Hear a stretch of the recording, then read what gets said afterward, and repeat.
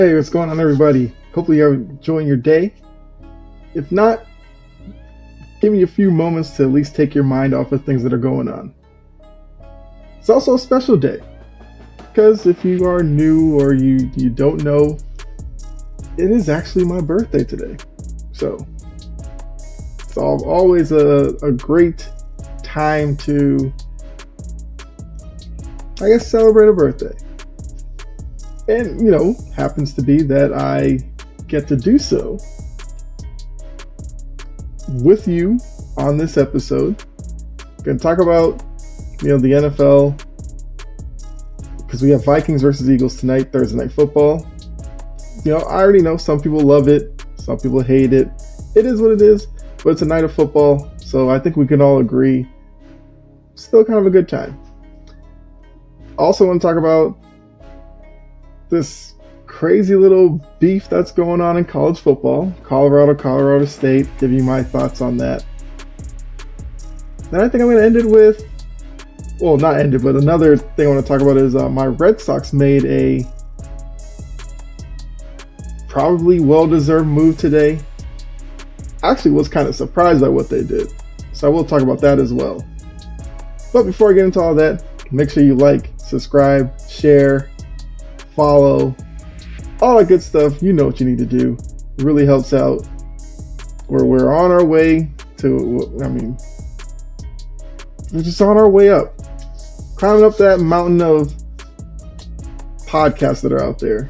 And I can only thank you all for that. Also want to thank, because I have been putting out more clips on TikTok, like Instagram, and YouTube, short form videos. They've been doing pretty well, so I thank you all for that as well. I will continue to do that because I do realize that some of you can only catch like the little short form stuff, so I definitely appreciate all of the support with those. But let's go ahead, let's get into it. Like I said, I don't want to be in front of you for too long, so let's start with our first story. I want to talk about this Jay Norvell. You may not know who that is. That's fine, because to be honest with you, when I just saw that name, wasn't really sure who that was either. But he is the head coach, Colorado State. They play Colorado this week, which means Deion Sanders. So automatically that makes it kind of a big story. Jay is kind of trash talking or whatever towards Deion in Colorado. Deion responded basically saying, I guess they're just kind of going to show him on the field. I mean, it's big talk because Colorado State's obviously the big time underdog in this matchup. So maybe this is Jay trying to give his players something to, something to give them an edge, to make it so that they don't go out on the field and feel intimidated against Colorado, which was the last time you heard anybody say Colorado was intimidating anybody in college football. Been a while. But that's what Deion has seemingly done with this Colorado group. They are playing well. They offensively look great. Defensively, you got Travis Hunter making plays every week. So they're definitely building something out in Boulder with the Buffaloes. And for Colorado State, what's the worst that happens? You get blown out? You're expected to get blown out anyway. So why not try it? Maybe, like I said, if this back and forth between the coaches leads to Colorado State players maybe playing at a little bit of a higher level, then I can't be mad at the approach. I also kind of think with the, bravado or the trash talk, Colorado State also can't be, one of those teams that we've seen these couple of weeks early on in the season. We've seen some crazy scores, like a 73-0 type thing. Colorado State can't lose like that. If they lose, like 44-20, I think it's fine. But yeah, if they get their doors blown off, then this was all A big, big mistake by Jay Normal. I mean, let me know what you think. Are you okay with the trash talk? I guess you want to call it that. And is there anybody out there that's giving Colorado State a shot in this game? Whether it's to cover or win outright, let me know down in the comment section. I mean, I guess if you went to Colorado State, maybe you feel that way. But I think it's interesting. I wonder how many more teams will do this with Colorado. I'm sure Deion's kind of...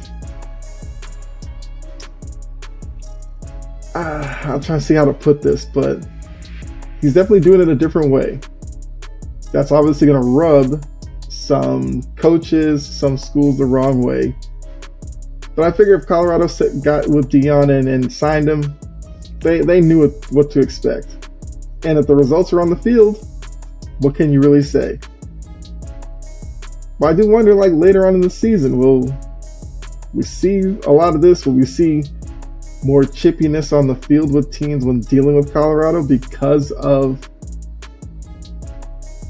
maybe the arrogance that's coming from the program? But like I said, Colorado was a one-win team last season. They've already beaten that. It's only been 2 games and they're 2-0. And it seems to work. The players seem to resonate with Deion Sanders right now. Can't be mad at it. All right, let's go on to the next one. Chaim Bloom.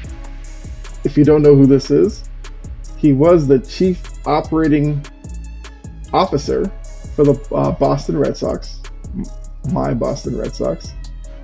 He was fired today after 4 seasons. Well, I guess 3 and some change because the season's not even over yet.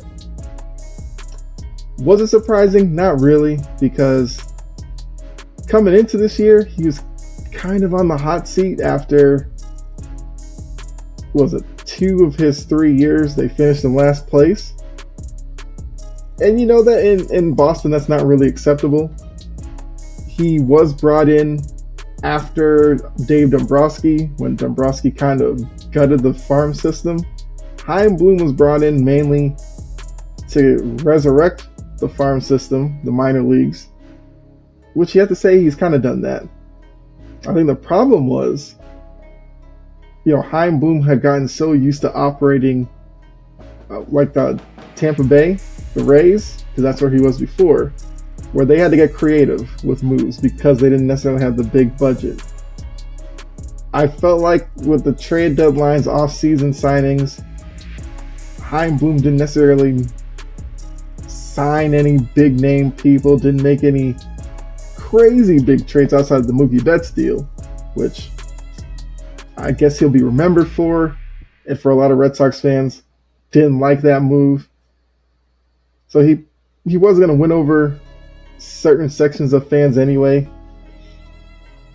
But I mean, I look, I'm not going to sit here and say he was terrible, but I do kind of get where the front office might be coming from in firing him. My question is going to be, who's the next guy? Who's in mind? I don't know. Will we get a reunion with a former exec like a Theo Epstein or something like that? Will they go maybe with another improving guy and try to get a better version of Chaim Bloom? Who knows? I don't think I've heard any names out there yet. But the timing as well with, what is it? What do they have, like 15 games left in the season? Or 16 games, I think. So now this offseason, they're going to have to find a new COO while making decisions on free agents and all that, which I wonder how that's going to happen. Actually, I guess that would have to happen like right after the season. Get somebody in there, get that person to hit the ground running, and then look at the makeup of the team. Like I said, for Chaim Bloom, he did I would say a good job in terms of young talent. Because if you look at just this season, we've seen a lot of young players step up and make contributions. Tristan Casas last year looked lost. He looks like a MLB, like a major league player this year. There was what's his name? I'm trying to blank. Well, I mean, Connor Wong was in that Mookie Betts deal. Connor Wong played pretty well this year. Verdugo's turned into a pretty decent outfielder. He's not Mookie Betts, but still decent. Some of his moves in the pitching staff, like Winkowski and some other guys like that, fine. But I think the Red Sox fans, where they're not going to be upset by this move, trade deadlines would come and go. Fans would be waiting for a really big impact move, and it just wouldn't happen.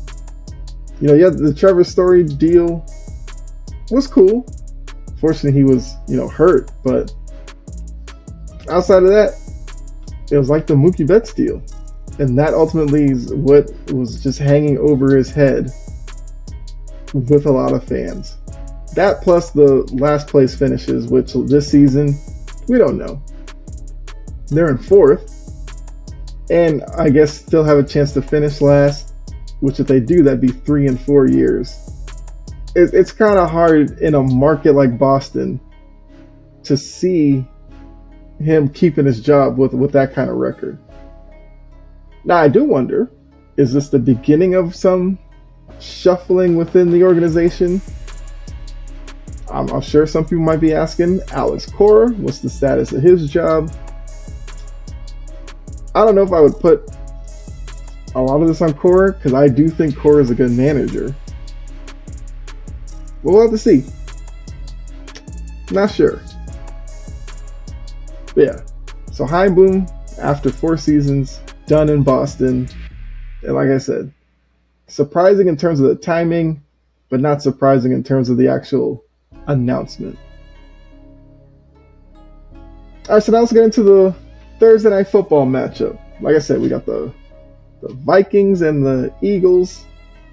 We're looking at primetime Kirk Cousins. That's always fun to watch because you never know what you're going to get.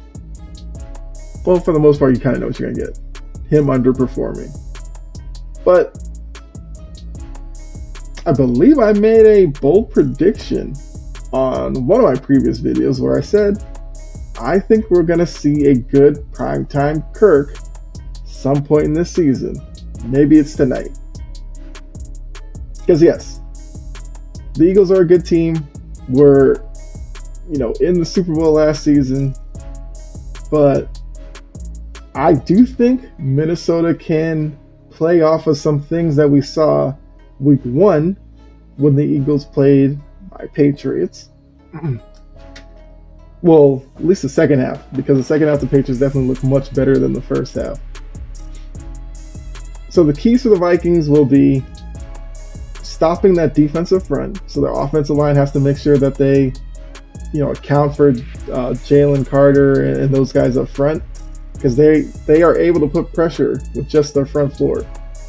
If you can stop that, you give Kirk Cousins more time to survey down the field, which leads into point 2. Mac Jones in the second half really took advantage of the middle of the field. I think corner-wise, the Eagles are fine, although Bradbury, I believe, is going to miss tonight. The safeties are shaky, and that's where Mac Jones attacked in the second half. That's where we saw the touchdown pass to Hunter Henry. Same with Kendrick Bourne. And a lot of the plays are made over the middle. I think with the Vikings, they can do that. You've got Addison, you've got Jefferson, you got Hawkinson.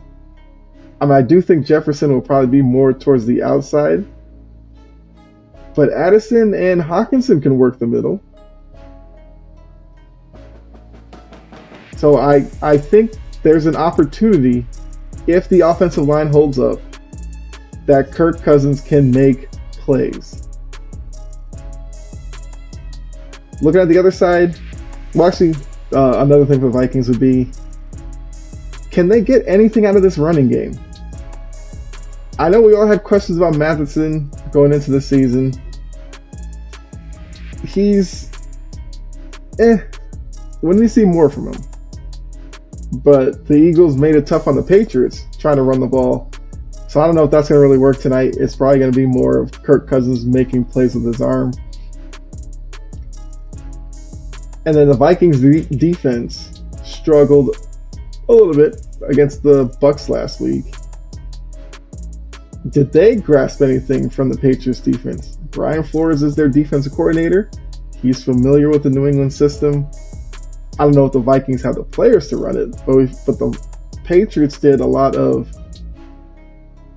like showing one defensive scheme and then getting out of it like post snap.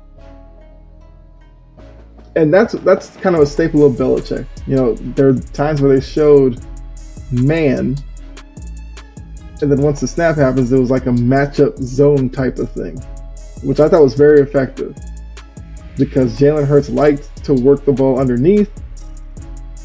And with Smith and A.J. Brown, they're able to beat corners a lot of the time if it's just man coverage. But like I said, Patriots running that little man matchup zone, when the guys are running across the middle, they might have been free from the initial defender, but there was another defender in the area to make a tackle. And the Patriots were pretty clean in their tackling, which I think is definitely a big thing against this Eagles team. If you get A.J. Brown, Devonta Smith out in space, DeAndre Swift, you got to make sure you get them down with that initial tackle. You don't want to give up after contact yards. So switching sides with the Eagles, need to see their offense look a little bit better. You know, Jalen Hurts would seem to be under a lot of pressure against New England. There's a lot of times where he would scramble around, get a couple of yards, and have to go down because there was nothing he could really do past that. A couple of plays where he held the ball a little long because, you know, they couldn't find any openings downfield. He took a couple of downfield shots, but wasn't able to really connect on most of those. So we want to see the offense look a little bit more cohesive or like we saw last year. I think defense, can they have sustained pressure? Because I felt like they got to Mac Jones early in the game, but then as the game went on, it seemed like they found a harder time of getting to the quarterback. That could be the Patriots offensive line figuring it out. I don't know, but we'll have to see if that continues tonight. And as I mentioned, as kind of a plus for the Vikings potentially, the secondary for the Eagles. Like I said, Bradbury, I do believe is officially out. I think I heard that a little earlier. Also, what I said, the safety play left a little to be desired. If the secondary is kind of a problem tonight, that kind of goes back to where I said, even if the Vikings don't have a running game necessarily, Kirk Cousins can throw the ball. So if he has guys running open down the field, he's going to hit them. And if that happens, then this game could be, more interesting than maybe a lot of you might think. I think the line is 7.5, which I do have to double check, but I think the last time I saw it was 7.5. It might have gone down, but is it 8.5 now? It's actually 6.5, so it's come down a little bit. So Vegas is looking at a touchdown or so difference. Because I think when I did my pick 'em on ESPN, it was at 7.5. I believe I took the Vikings because I said I could see like a 7-point game, maybe 6-point game in this one. So FanDuel has a 6.5. I think I'll still take the Vikings plus 6.5. I think Kirk Cousins will be able to make plays in the passing game. And it might get a little bit antsy for Eagles fans. I would probably roll with the Eagles winning it, but the Vikings getting the cover. Let's go with a 26-20 type of game. Once again, let me know down in the comment section what you think. Do you think it's an easy win? I think I've heard a couple of people think that the Eagles might blow out the Vikings, because that is what happened, I believe, last season when they met. I think it's kind of the same thing when the Eagles are coming off a sloppy type performance, and then they just kind of ran through the Vikings. I want to say 20-plus point win. I could see that happening, but I think my gut's telling me Vikings cover, so that's what I'll go with. So that's the first pick of my week 2 picks. If you're new, the way I kind of have it going is Monday or Tuesday, first episode of the week, recapping the Sunday action, I guess the Thursday action at that point, then previewing Monday night. Wednesday or Thursday, which is the second video of the week, we look at the Monday night game, preview Thursday night, and then Friday, Saturday is when I kind of do the rest of my picks for that week. So I'll try to think, is there a bold prediction I want to give? My bold prediction, Kirk Cousins throws for at least 300 yards tonight. You might be saying, is that really that bold? It's a primetime game, and the narrative is Kirk Cousins cannot show up in a primetime game. If Kirk Cousins goes for over 300 yards, I think he's done his job and he showed up. Unless that 300 comes with like 3 interceptions or something. But yeah, that's my bold prediction. Kirk Cousins over 300 yards. Actually, I wonder if there's some type of line on Kirk Cousins that I could use here. Kirk Cousins passing yards over under 262.5. So obviously I'm taking the over on that one. That's my bold prediction. Kirk Cousins passing yards, take the over. So yeah, 26-20 is my prediction. Over passing yards. Yeah. Player to watch. For the Vikings, I'll say Jordan Addison. And then for the Eagles, Jalen Carter. I think those will be the important players for each team. Also, Brian Flores and his defensive scheme. I guess I should throw in a coach for the Eagles. The offensive coordinator, can't remember his name right now, but I know a lot of Eagles fans weren't necessarily too impressed with his play calling against New England. So I do think that's probably going to be something that's going to be watched. But yeah, I believe that's all I got for you. Like I said, it wasn't going to be before you too long. So thanks for tuning in. Like I said, the next episode will be looking at the rest of week 2, making all my picks for the Sunday games, Sunday night, as well as Monday night, I believe. Went 5-11 last week. Can we get started with a win tonight? Like I said, Vikings plus a 6.5. That's my pick. So after tonight, can I be 6-11? Which would mean on the road to plus 500 week. But yeah, so let me know anything I talked about, the whole Jay Norville, Colorado stuff. How do you think that's going to go? The Heim Bloom situation. I guess if you're a Red Sox fan, who would you like to see them target as the next guy to kind of run things in Boston? Or do you think he should have been fired? Definitely let me know that. And then for the game, you can give me your predictions. So with that, I'll let you enjoy the rest of your day. But be safe out there. God bless. And I'll see you in the next episode. All right, I'm out. I'll see you later.